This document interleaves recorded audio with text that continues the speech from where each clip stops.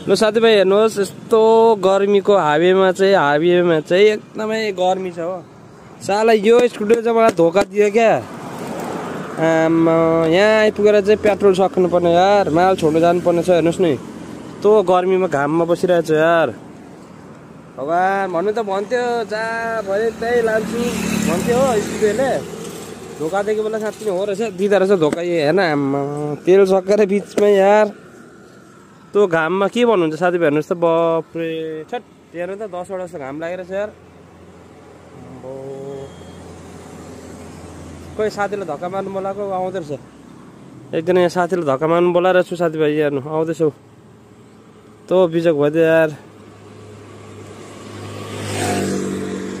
यहाँ आउँदैछ यस्तो घाम छ अन्त हेर्नुहोस् त बाफ्रे।